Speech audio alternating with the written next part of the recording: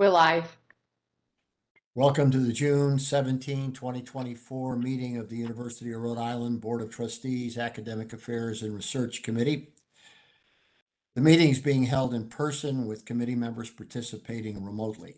At this time, I'll conduct a roll call attendance to determine if a quorum is present. Please clearly respond present via WebEx or present in person when your name is called. Neil Kerwin, present via WebEx. Charles Fogarty.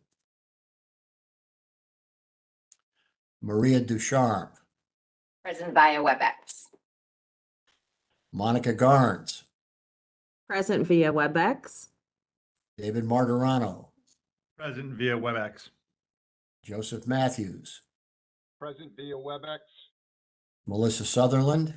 Present via WebEx. And Mark Palange. Present with WebEx. I'll ask the secretary to certify whether we have a quorum. We have a quorum. Okay, a quorum is present. I now call the meeting to order. A reminder to all the members, for the benefit of our audience, please clearly identify yourself whenever you comment, make a motion, or second a motion.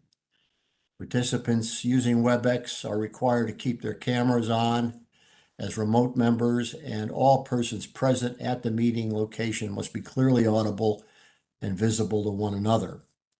At this time, I would like to acknowledge that the University of Rhode Island occupies the traditional stomping grounds of the Narragansett Nation and the Niantic people. I'd also like to recognize and celebrate the appointment of Dr. Bethany Jenkins to Vice President for Research and Economic Development. Bravo. Thank you so much, Neil, and everyone on this committee. You've just been absolutely terrific to work with, and looking forward to more in the next few years. So really appreciate all of our Board of Trustees members' service to URI and the help that you've provided me and my team. It's really a partnership I'm grateful for. Thank you. Well, thank you, Bethany, and I think I can speak for my colleagues to say we're thrilled that you'll be performing this role now on a permanent basis. Are there any proposed amendments to the published agenda?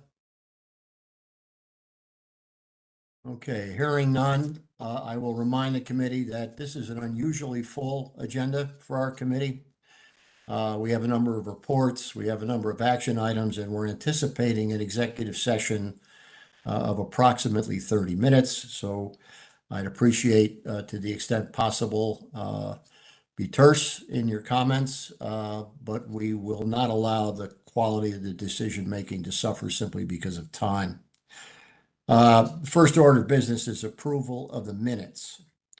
May I have a motion that the Academic Affairs and Research Committee approve the minutes of the April 10, 2024 meeting of the committee?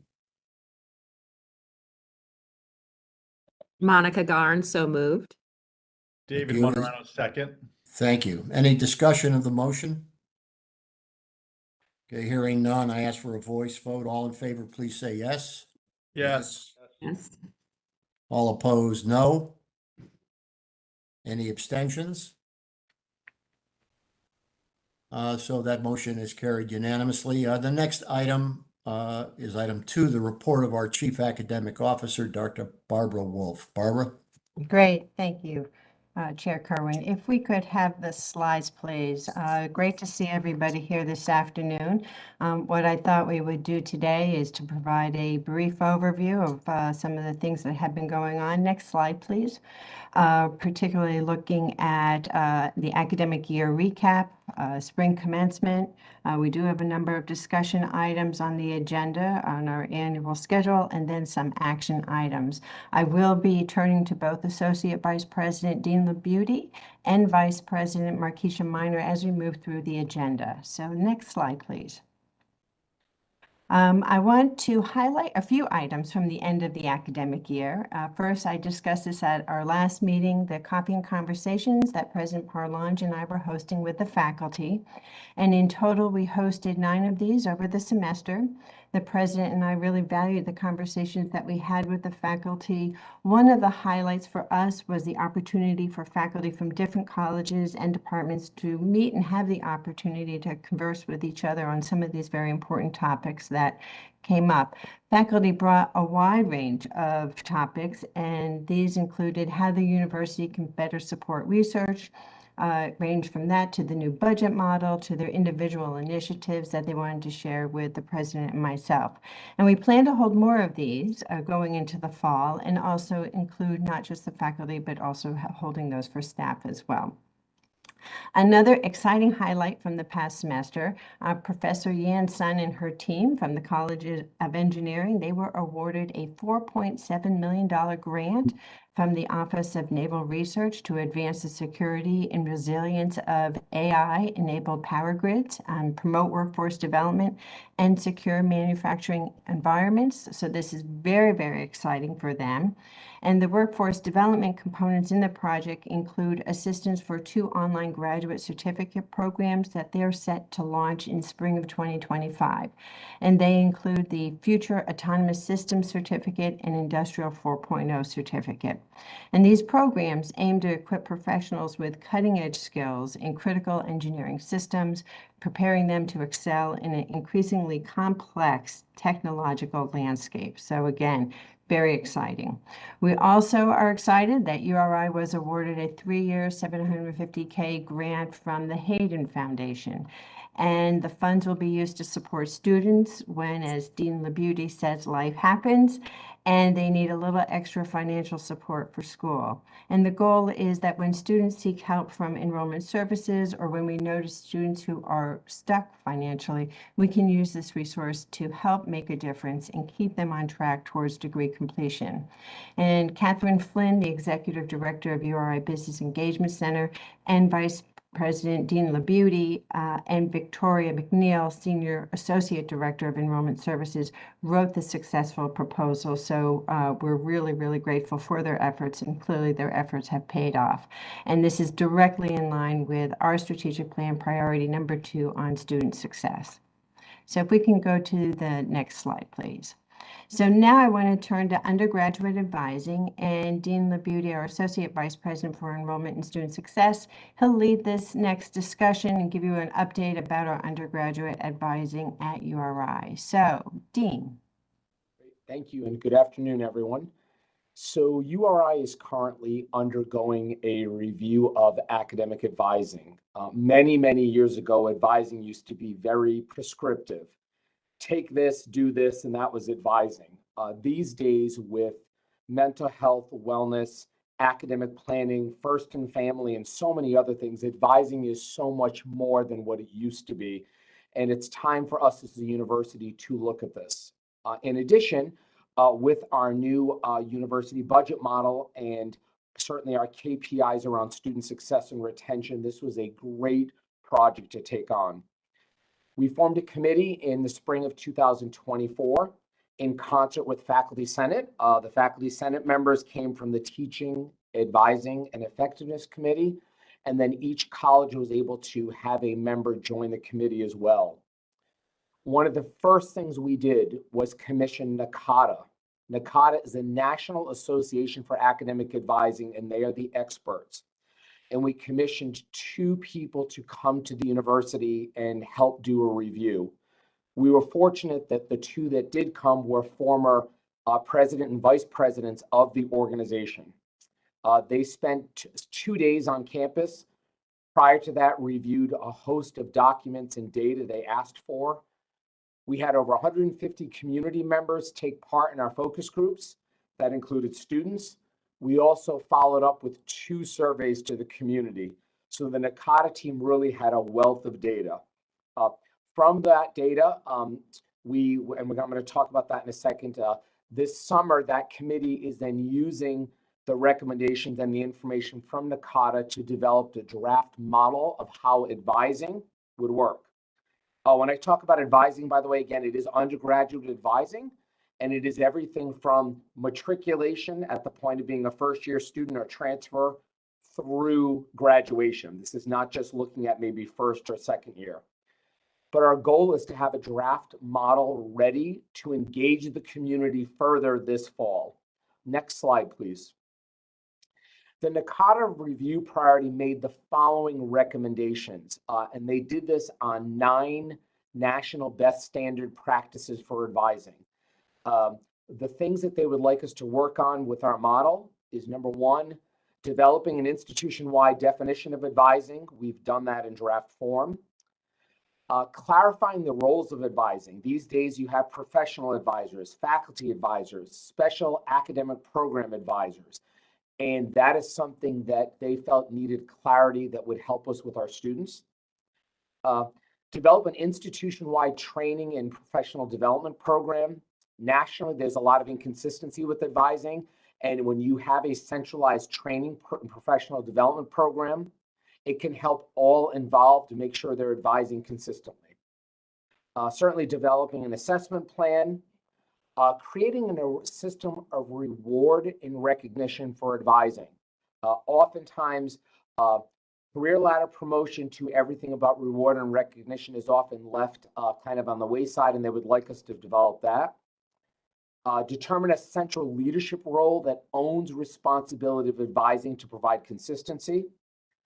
Develop a new model for organizing advising, and then assess and rejuvenate advising spaces to be compliant with ADA and FERPA and making sure it's friendly for students.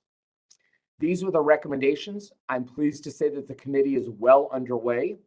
To give you an example, we reviewed about 8 different models of advising that exist nationally based on the committee.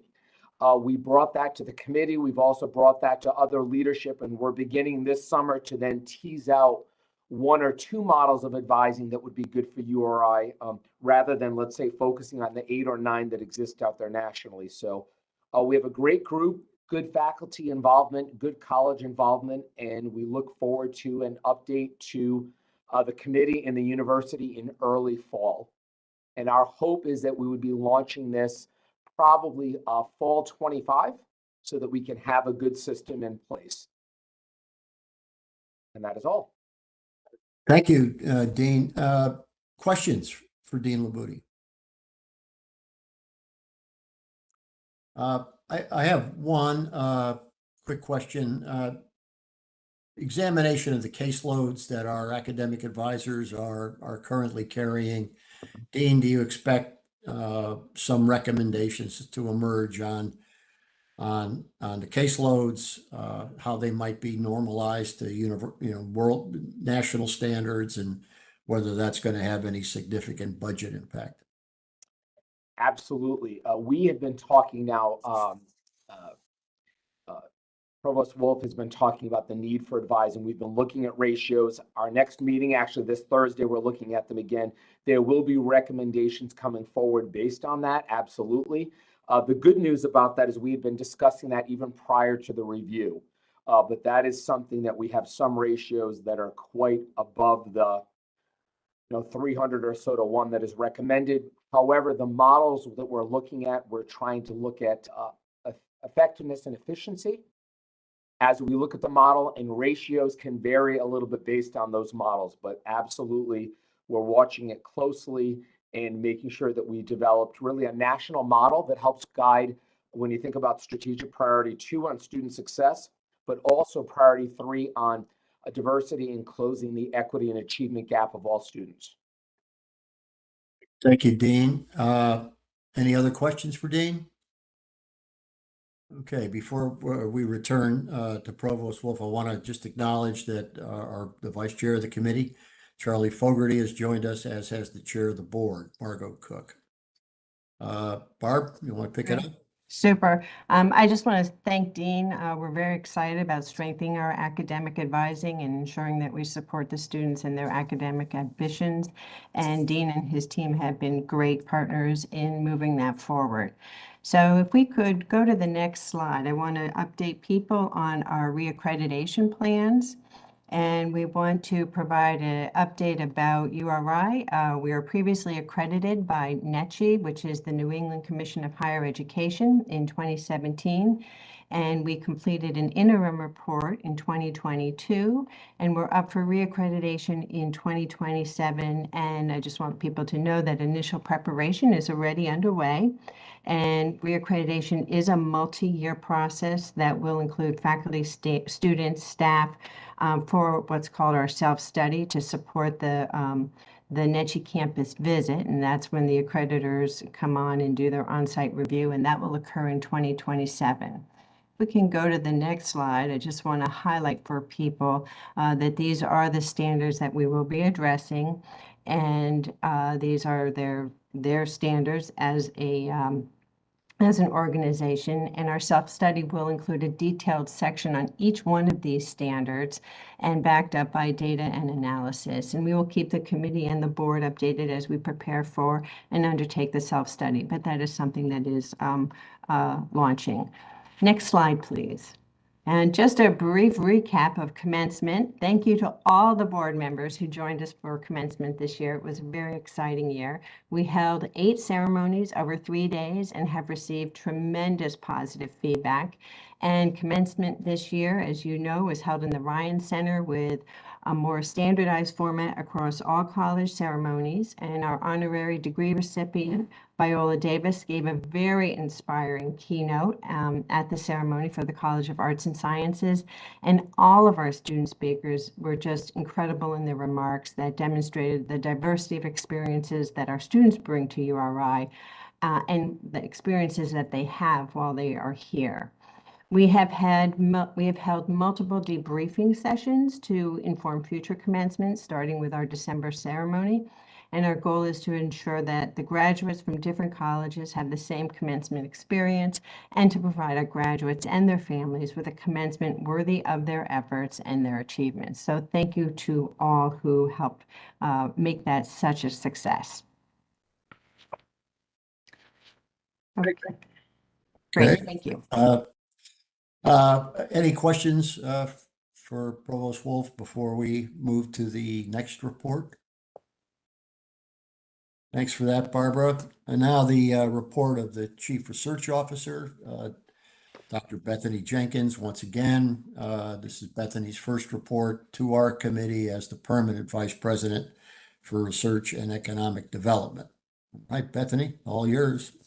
Thank you, Chair Kerwin, and I'll just apologize to this committee ahead of time that it's not going to be the most scintillating report of our overall ecosystem, which will come later, as you've heard me report in my tenure. But I did want to spend a little time today following up on some questions that were asked at the last Board of Trustees meeting and mindful of the other business that we need to do in this meeting. So rather than give you a large overview, I'm going to dive right into some of the substance around the founding charter of our University of Rhode Island Research Foundation. And if you recall from the last Board of Trustees meeting, I had mentioned that myself, President Perlange, and Provost Wolf were working to sort of take a look at how the economic development arm of the Division of Research and Economic Development really interfaces with the URI Research Foundation, what's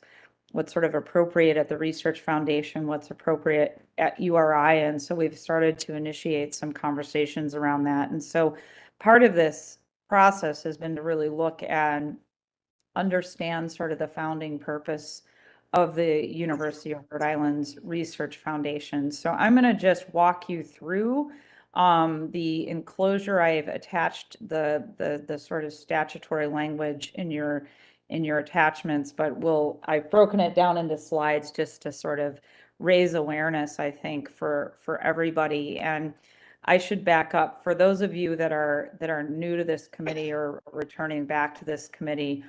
The University of Rhode Island's Research Foundation was statutorily set up as a separate entity, but with connections to URI, and this statute speaks to that. So if I can get to my shared screen, I'll do that. And is everybody seeing my slides here?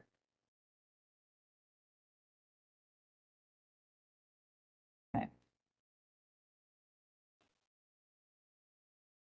So the act is in this Rhode Island legislation 1632-1. And basically, this was an enacting legislation for the URI, the University of Rhode Island Research Foundation. And so the creation and powers, I've got some language highlighted here, is really to set up a legal entity distinct from the state. And this is prior, obviously, to the University of Rhode Island acquiring its own board of trustees with powers for the purposes of development of scientific research, technology, commercialization of intellectual property, and such other purposes that may be necessary to develop, promote, and enhance scientific research and technology at the University of Rhode Island. So this statute was set up to help the university and also be a home for the university's intellectual property. And it was authorized, created, and established for the benefit of the University of Rhode Island. And so this next piece of that section basically talks about its mission with regard to technology development and, again, intellectual property, commercialization of intellectual property, to pursue and obtain patents and license patents. So there's a lot of language in this founding statute around that intellectual property purpose. And then it can carry on other activities within the meaning of the 501c3 code of the Internal Revenue Code in connection with its purposes. And it can exist until it's terminated by law or until it ceases to exist entirely and continuously. So essentially, basically, if it ceases to exist, its rights, assets, and properties transfer back to the University of Rhode Island.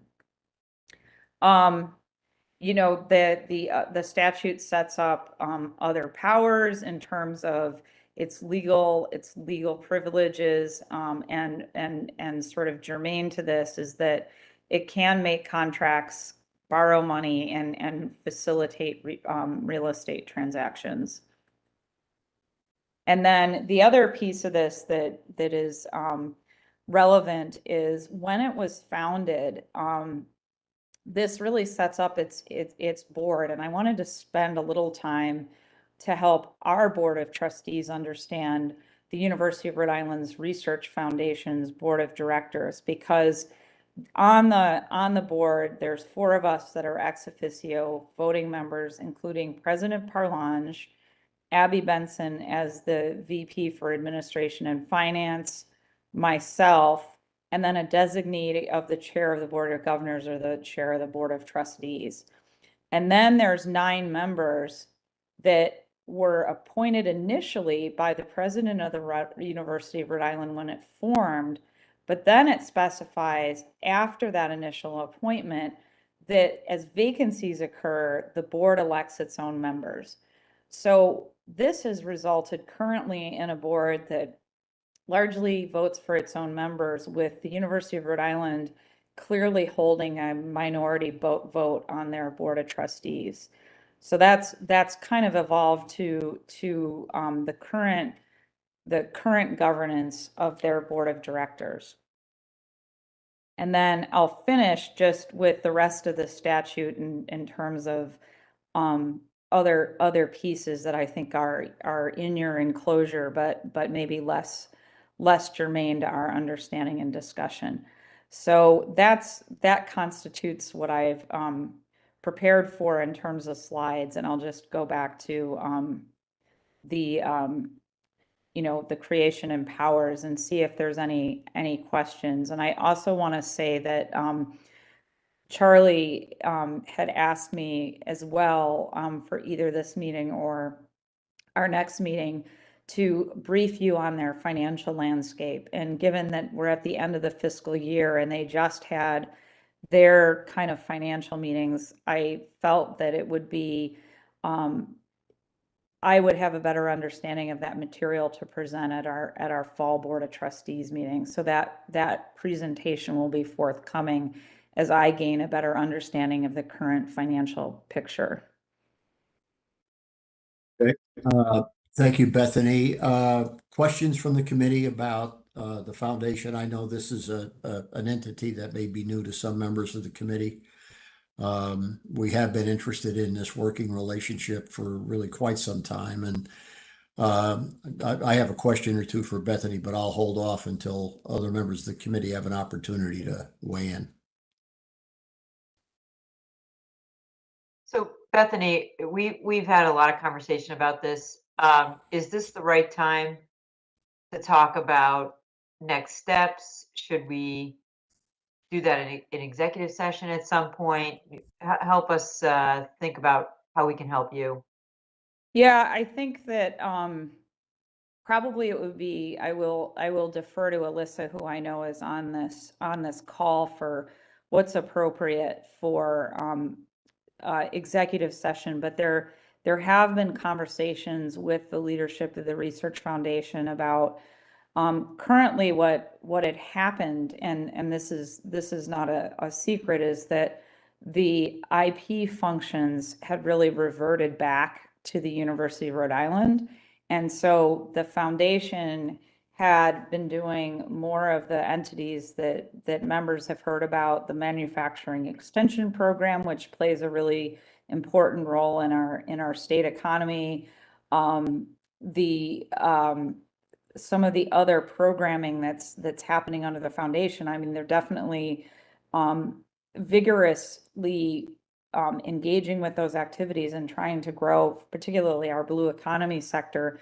But what's happened is there's become this real gulf with regards to URI's intellectual property and the development of inventions and things from the University of Rhode Island. And so we have started to look at the structure with the title of economic development in the division, and maybe circling the wagons on those activities and bringing those back within the kind of leadership of the University of Rhode Island, and thinking about how to utilize the structure, the statutory structure of the URI Research Foundation for the intellectual property growth and commercialization, and also management of some of our innovation campus activity efforts that have been going on. And I'll be happy to brief you on those more in the fall as that landscape evolves.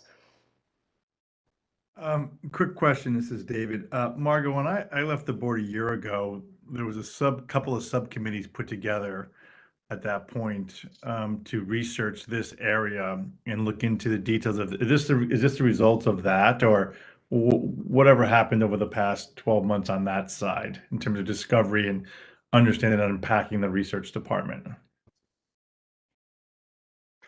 I'd say a couple things. One is a deeper understanding of what was happening at the foundation,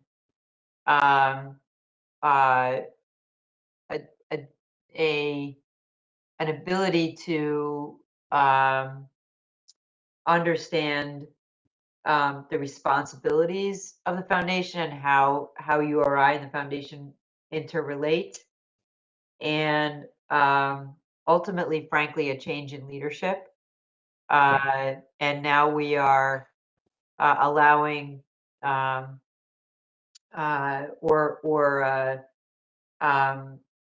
prompting Bethany to dig deeper into how this is the foundation on the right path to catalyze and support URI's research capabilities, or should we have a different structure? And I think, frankly, having this in executive session in September, as Bethany really gets her arms around it, would be helpful. Perfect. Thank you. That's helpful. Other questions for Bethany? I think perhaps the most important takeaway is the fundamental mission of the foundation is unmistakable.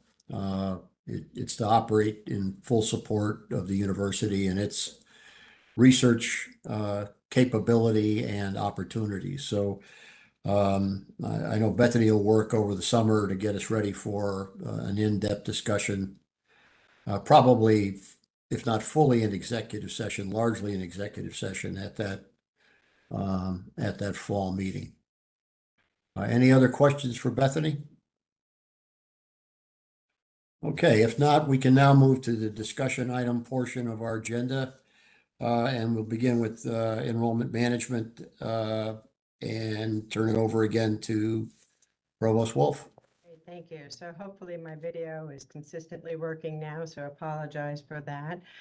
This is an item that we have on our agenda as a routine item, and it is to review enrollment management activities, outcome and initial enrollment projections. And to start this conversation off, I am going to turn to Dean LaBeauty, but I first want to recognize his team and his efforts that they have put into getting out the financial aid packages to our incoming students. They've really done an amazing job to both help the families complete the FAFSA, but making progress toward enrollment for our fall target. So it's really been a 24/7 effort, and we really, really, truly value all that he and his team have been doing. Countless hours, going the extra 10 miles to counter the impact of this year's FAFSA challenges, of which there were many. So thank you, Dean, and your team, and I'll turn it over to you.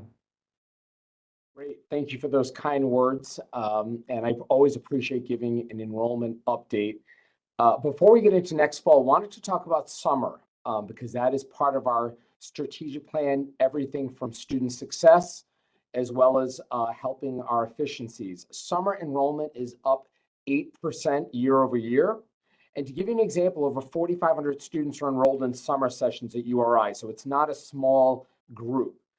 In addition, I'm really pleased with our Pell student enrollment. So to let this group know, a couple of years ago, John O'Leario, who is the director that oversees J-term summer and OSI in a few areas, really wanted to look at how we could help close the equity gap and really help our Pell students to their time to degree.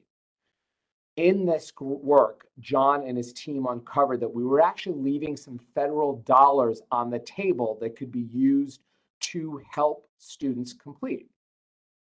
We then took advantage of, thanks to the president and the provost, of the Strategic Investment Initiative and put out there and said, we would like to, for all Rhode Island students that receive a Pell Grant, to allow them to take free summer classes. And I'm pleased to say that we are up 13%, 691 students that are taking 6 or more credits this summer. That connects to Strategic Plan Goal 2, student success. 3, certainly with equity and achievement.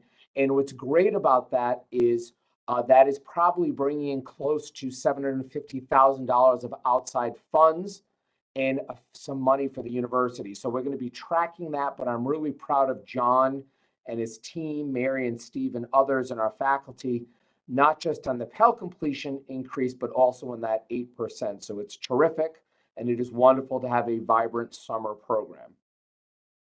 Now on to fall. Okay, so let's talk about some of the good things. So we could go, thank you. Fall 24 new student applications. We had a great year. We did a lot of exciting things related to some strategic strategies. We have 26,000. We're now over 950 applications since I put this in. That's 1,500 more applications year over year. And we were really excited about that, especially because we knew this was going to be a tough one. And a tough one it was. The FAFSA this year, it was not covered enough nationally on what a disaster it was for everyone in education. People losing their jobs, deadline after deadline. You can see some of the quotes from some of the news stories that were out there. But to give you an example, it was supposed to come out in October. Then at the end of the year, they had to legally have it come out on December 31st. It came out for a couple of hours, but then crashed for a couple of months. They then delayed the universities getting the data multiple months later. The data were released in trickles. That data was then wrong, so they had to redo the formula. They then redid the formula again and kept going back and forth. Right now, the FAFSA is working better. But to give you an example, nationally, FAFSA completion rates are still down 13% year over year. We, thanks to a wonderful team, Vicki McNeil, Ken Ferris, and other people really deserve the kudos here.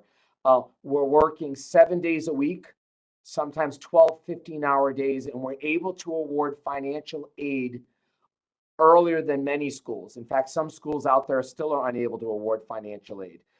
But keep in mind, we can only award financial aid based on the people that we receive data from the government. That kept changing. So it was more of a trickle out throughout the cycle. So I'm really pleased with what we did. So far, we've awarded financial aid to over 13,000 students and families, and we're still working with those that have a rejected FAFSA or those that are unable to complete it, and there are many. Our fall target is 3235. You see here 3170 so far. We actually have 3,200 as of this morning. So we are scratching and clawing and doing everything we can. The May 1 deadline, we moved it to May 15th. Many schools moved theirs to June 1. There's a lot of wait lists and other schools doing it. And what I'm hearing from many schools is many schools are about where we are, 90, 95% of the way there. And we're waiting to see how we develop over the summer. But it's been quite a year. Transfer student enrollment. I really want to talk about that. Besides new first-year student, our target is 520. It says 370 students so far. I'm pleased to say it is now 440. Deb Suggs and the admission team, we decided to do a little bit of a fun strategy with our friends in housing and others, and we were able to bring in, which is pretty exciting, a plus 70 in just 10 days by working and tweaking that. This pool develops usually in July and August, but we're taking advantage of a wonderful team and some great strategies, again, with admissions and financial aid and others. Graduate enrollment continues just to develop over the summer. I always like to give a Hope and a Promise Scholarship update. As you know from those who listen to the Rhode Island news and everywhere, it is everywhere. We have a lot of battles with community organizations and high schools that say, oh, just go to these places for free. The good news about that is we have really focused on our value proposition with Rhode Islanders. We were the only school of the states that were able to get our financial aid out as delayed, but as planned. And we really have worked very hard to work against kind of a, well, gee, just go here and it will be covered. Keep in mind, you still have to have a FAFSA completed here. And so we've really worked hard. But in my 30 years of higher ed and many years at URI doing this, I've never had our team have to work so hard in having the outside entities really impact what's happening here. You're going to hear stories of schools that have gone to wait lists, as did ours. Many schools that had a May 1 target did not meet it. It's been a tough year, and it will be a busy summer to see how we get through to September. So that is kind of my update. Proud of a lot of people. The university has been fantastic. Our IT department has been second to none on some of the things we pulled off technologically. And we'll see where we head up throughout the summer. Right now, we're at orientation. Today is our 6th orientation session of 9. And for those who work on campus, you see our students and hear them everywhere. So it's been wonderful to start orienting our many students and families. Another great diverse class, talented class, over 30% still first in family. So it's an attractive, great group, and we just have to keep grinding through to the fall. And I welcome any questions on that if anyone has any. Thank you, Dean. Questions for Dean? Monica Garnes here, Dean. Thank you for the update and exciting for the university. Just a question, do you have a natural kind of fallout in the summer that you're anticipating, students that think they're going to come, and is there a percent there that naturally kind of just go to other universities or some other factor? Thank you for asking. So summer melt is when a student pays a deposit, but then decides to go elsewhere. We used to have a summer melt of 13%. We redesigned our onboarding process where we actually have this terrific team across campus that's called Road to Becoming a RAM. We cut our summer melt below 7%. That's great. And we did that during COVID. We were one of the few schools out there. I will tell you that this summer I am quite nervous about summer melt because I can't play make and my team can't play make all the pieces. And all those schools that didn't just hit their June 1 deadline, and that was only a couple of weeks ago, are now starting to trickle and take. And then the schools that are offering free tuition programs, once they get their acts going. So summer melt is something we monitor. I'll give you some inside baseball. We actually have a fun dashboard where we monitor things like their housing application, whether they set up their email, did they get their student ID, did they come to orientation, have they engaged with advising? And so we have this matrix that we follow and we look to see who might need help and support. And that is part of how we've helped with our melt. But this year, it would not surprise me if our melt goes up because we all are in this 95% of the way there model, Monica, if that makes sense. And I'm unsure what will happen. I am pleased, though, with the structures we have to do our best to mitigate it. And again, that's across IT, student affairs, and academic affairs to really work hand in hand on that. Charlie? Thank you, Dean. Thanks, Monica. Charlie, you had a question? Yes, Neil. Dean, just a quick question. Do you have the breakdown of the incoming class Yes, and out of state? Yes, so it is right now, and of course you're going to ask me, Matthew. So right now we have about 1,350 in-staters of that 3,200.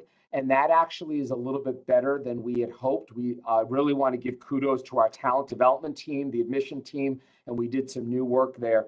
So we used to be at about 50%. And then once the Hope Scholarship, that took a couple of hundred away. The Promise, I'm sorry. And then the Hope Scholarship. So we have been in around 60-40 out of state to in-state. And right now we're at the upper 50s. But I really need to wait and see how the summer plays out because there's a lot of moving pieces. Transfer-wise, though, we are still about 70 to 75% in-state to out-of-state.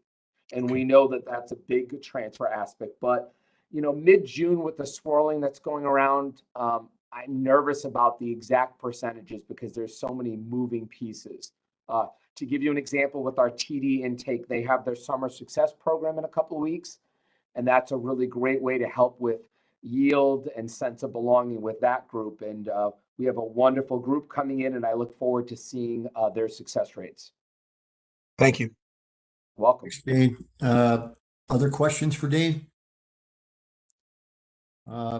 Thanks, Dean. I will attest to what Dean said about FAFSA. I'm in touch with a number of schools around the country, and it's been a fiasco. And it's put some smaller colleges in particular at terrible risk. So thanks for everything you've done, Dean, to make sure that you minimize the damage for us.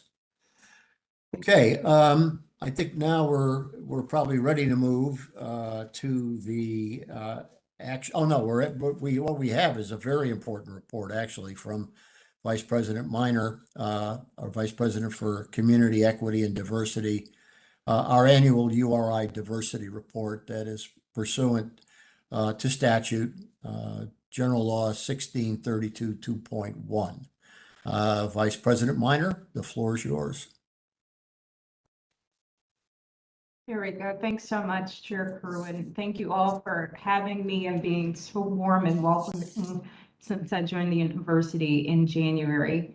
Before I provide highlights about the report that are here in executive summary format on this slide, I just wanted to share with you all a bit about my approach to this work, which I believe aligns with and builds on that of my predecessor, Dean of the College of Business, Sean Rogers. In these early months, I've prioritized getting to know our campus community and listening while also working to chart our path forward. The phrase I've adopted is that the work of cultivating community, enhancing equity, and demonstrating diversity has to be built in, not bolted on. To be effective, it can't be siloed or standalone. Instead, we at URI are aiming to anchor inclusion in every aspect of the university's operations. This work of fostering an inclusive culture is set forth in the bold strategic plan is the responsibility of every member of the community, not just that of one office or one individual.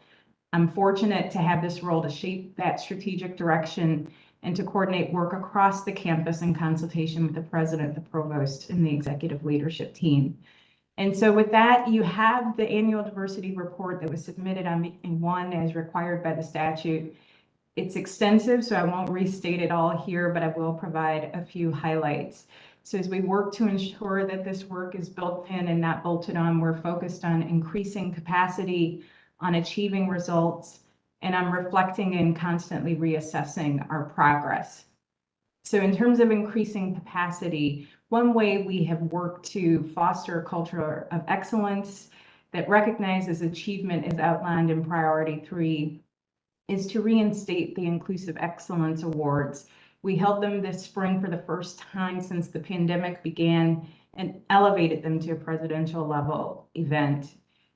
We were also designated as a top 10 military-friendly university, acknowledging the collaborative efforts across many offices here at the university to support veteran and military-connected students. And in terms of retention, we've partnered with many offices, Human Resources, the Office of Equal Opportunity, and the Office for the Advancement of Teaching and Learning to focus on important programs such as reinstating employee onboarding, helping faculty, students, and staff know their rights and responsibilities, and both hosting a gathering and conducting a survey to celebrate underrepresented faculty and staff and assess what would enhance their experience. Second, in terms of achieving results, as you see throughout the report, URI continues to make progress to advance its mission as a land-grant university to serve and support all learners. As you heard just now from Dean Labuti, our most recent incoming class that entered in fall 23 was our most diverse ever. 30% like me are the first in their family to graduate from college. 25% are from racially and ethnically diverse backgrounds. 3,000 are Pell Grant recipients, representing our commitment to socioeconomic diversity. Over 1,000 are from our talent development program, and so much more. Our tenure and tenure track faculty diversity continues to increase, with about 27% being from racially and ethnically underrepresented backgrounds, and 11% of the staff are racially and ethnically diverse, up from 9.8% a decade ago.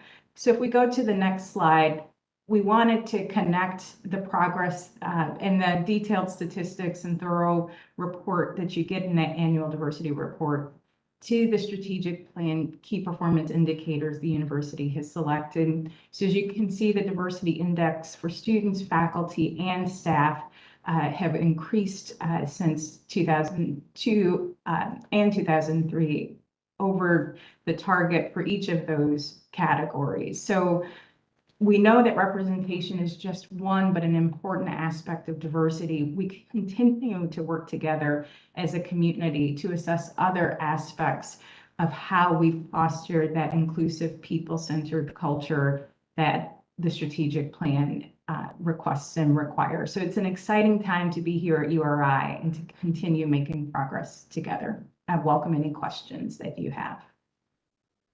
Thank you, Marquisha. Glad to see that in particular, that the staff numbers kicking back up to where we all wanted, at least heading in the right direction. Questions for Marquisha, please. Neil, this is Yeah, Joe, Matthews, please. if you can hear me. Yeah, you're good. Good, good. Thank you, Vice President Minor. As a trustee, what can we do to help you? How can our presence, our opinions, we had to fill out a questionnaire and we talked about DEI.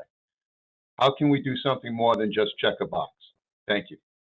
Thank you so much, Trustee Matthews. I was so encouraged to learn about the work that the Board of Trustees is already doing through assessing, I believe through the Governance Committee, the board's own familiarity and comfort with advocating for and advancing diversity, equity, and inclusion issues. That type of modeling from the very top, from our governing board, is more than checking a box. That goes straight to the heart of fostering an inclusive culture, and for that, I'm so grateful. I believe it makes it much easier as we begin initiatives here on campus, or continue to build on the initiatives that have already been started here, for students, faculty, and staff to know that our leadership, our governing authority, our board is engaged in this work and is with us in it. And then as members of the community here in Rhode Island and beyond, continuing to promote the great place that this is to study, to work, to teach. As we continue to recruit, we also want to retain, and you all greatly increase and enhance the reputation of the university and continue to be champions off campus for us, and we appreciate that as well. Other questions? Markeisha, thank you. I'm going to ask Oh, a horribly open-ended question here, but Yeah. I'm curious how you find the resources that, and I know this is not like a budget question, but do you have the resources to do what you think we ought to be doing? And if so, like, or if not, like, relative to your experience, have we dedicated staff and time and capital, or is there more to do here? Thank you for that question, Chair Cook. We could always use more resources, but I'll start with what we have and what would help us to continue to build from and on the mandate that we have. So the university, especially under President Parlange and Provost Wilf, has made a great investment in increasing our capacity in terms of a personnel perspective. Several of our colleges have resources and personnel dedicated to justice, equity, diversity, and inclusion efforts. Many of our administrative units have committees or leaders dedicated to the work as well, to help again infuse diversity work throughout. The board, rightly so, and the strategic plan is very data driven, and we certainly need additional help and support in that regard. Our institutional research office does a phenomenal job, but I think it would help to have resources there. And then with the training and educational components of bringing people from all different backgrounds together productively, effectively, and efficiently, we continue to look at how we can extend our reach in that regard. Well, we would encourage you to, and maybe we'll figure it out with your schedule, to keep us posted on what you're finding and what your plans are and how the board can be effective in helping. This is an important topic for the university. It's obviously important to the president and the provost. It's also important to the board. Thank you. Thanks, Margot. Other questions? Thank you. It's an excellent report. It's pretty obvious that you've gotten a full control over this in a very short period of time. So we're looking forward to it. Many years of meeting this way and dealing with what I think is a crucial part of the university's future. Thank you. All right. If there are no more questions for the vice president, let's now move to action items. The first is the approval of the annual granting of tenure for the University of Rhode Island faculty members. I'll ask, we have enclosure on this, but I'll ask Barbara Wolf to summarize this for the committee. Great. Thank you. This year, we're recommending 23 associate professors for tenure. And in addition, we are recommending tenure for 2 newly hired faculty members. The first is Professor Molly Yannett, who will be joining us as a full professor in communication studies, and she will lead our sports communication and media programs. And she is coming from Quinnipiac and brings excellent credentials. The second professor is Daniel Hunt, who will be joining us as a full professor in journalism and public relations, and he will chair the recently merged department. He is coming from Worcester State University and also brings excellent credentials. Barbara, may I have a motion that the Academic Affairs and Research Committee recommend that the Board of Trustees approve the granting of tenure effective July 1, 2024, or as specified, to the designated faculty members who have met the requirements for tenure at the University of Rhode Island and as recommended and presented in the enclosure. David Monterano, so moved. Thank you, David. Do I have a second? Joseph Matthews. Thank you. Any discussion of the motion? Okay, hearing none, I ask for a vote. All in favor, please say yes. Yes. All opposed? Please say no. Any abstentions? I'm getting an echo. Oh, okay. Any abstentions? Okay. The motion is approved then unanimously. The second is approval of legislation recommended by the Faculty Senate and the President, providing a new degree opportunity and recommendations to the URI Board of Trustees. I'll ask again, Provost Wolf, to lead us through this degree approval. Great, thank you. We are asking the committee to recommend that the board approve one new degree opportunity, and that is a Master's of Science degree in Mental and Behavioral Health Counseling. And the master's degree program prepares graduates to work with clients in settings including counseling agencies, hospitals, and private practice. And the program meets curricular requirements for the state of Rhode Island's licensed mental health counselor, that's a LMHC license. And students gain theoretical knowledge and practical skills in individual and group therapy approaches and career counseling with diverse populations. Currently, as you may know, there is a significant need for mental and behavioral health care in Rhode Island that is well documented. Thank you, Provost Wolf. May I have a motion that the Academic Affairs and Research Committee recommend that the URI Board of Trustees approve legislation recommended by the Faculty Senate and the President, referenced in the Graduate Council Report of 23-24-11C, providing a new Master of Science in Mental and Behavioral Health Counseling as recommended and presented in the enclosure. This is Joseph Matthews. So moved. Okay, Monica Garn, second. thank you. Any discussion of the motion? Hearing none, I'll ask for a voice vote. All in favor, please say yes. Yes. Yes. Any all votes opposed, please say no. Any abstentions? If not, that motion carries unanimously. And final approval of awarding of a posthumous academic degree and recommendation to the URI Board of Trustees. We do have an enclosure on this rather sad item, but perhaps Barbara will walk us through this one too. Sure.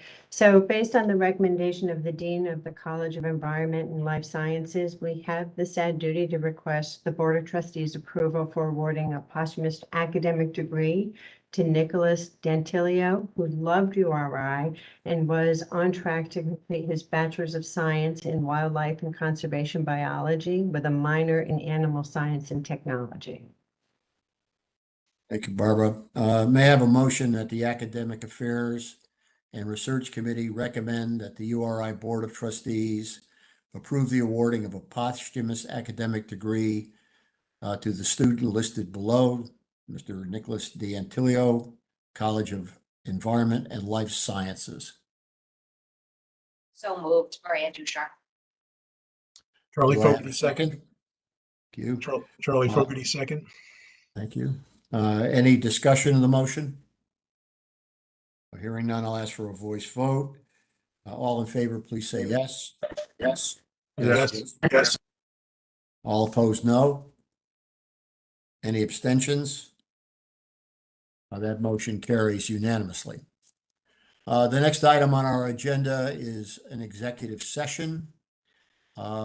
we seek to enter an executive session for the following items. One, a discussion pertaining to the collective bargaining or potential litigation pursuant to Rhode Island General Law number 42-46-5A12, and discussion regarding a matter related to the question of investment of public funds, which includes any investment plan or matter related thereto, where the premature disclosure would adversely affect the public interest pursuant to Rhode Island General Law 42-46-5A7. This is an investment in a potential program. So may I have a motion that the Academic Affairs and Research Committee convene into executive session to discuss collective bargaining or potential litigation pursuant to Rhode Island General Law 42-46-5A2 and matters related to the question of the investment of public funds, which includes any investment plan or matter related thereto, where the premature disclosure would adversely affect the public interest pursuant to Rhode Island General Law 42-46-5A7, specifically investment in potential programming. Monica Garn, so moved. David Moderano, second. Thank you. Any discussion? Hearing none, I'll ask for a voice vote. All in favor, please say yes. Yes. Yes. All opposed, no. Any abstentions? That motion carries unanimously. We'll now convene into executive session, which will last approximately 30 minutes, after which we will reconvene in open session. The live stream will be paused during executive session and will resume once it's ended and the committee reconvenes in open session. For those committee members participating via WebEx, please confirm by saying yes that no other person is present and are able to hear the executive session or discussion at location. Yes? Yes. Yes. Okay. Okay, we'll wait now until we hear from Michelle that we are out of public session and into executive.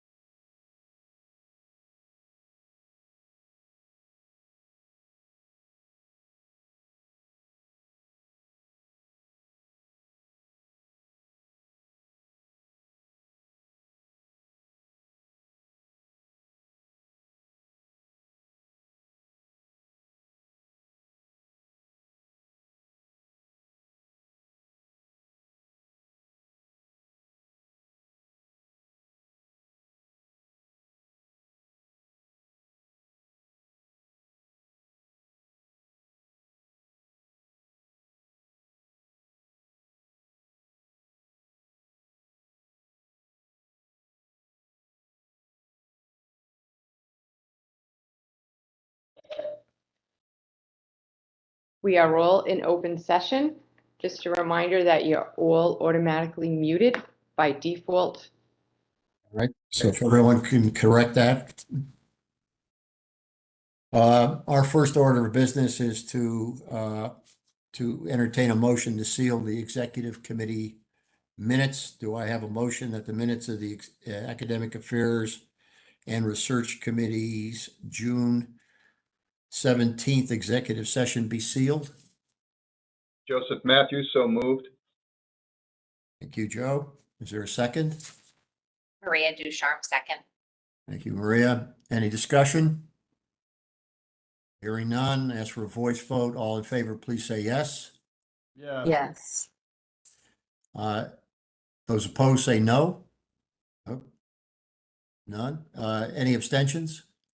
All right, the motion passes unanimously. The last, the perennial controversial item, can I have a motion to adjourn? Monica Garn, so moved. David Marano, seconds. All right. Any discussion? Hearing none, can I have a voice vote? All in favor, please say yes. Yes. Yes. All opposed, please say no. Any abstentions? Hearing none, that motion carries unanimously. And we'll see everybody next week. Thank you, Thank you. everybody. Take care.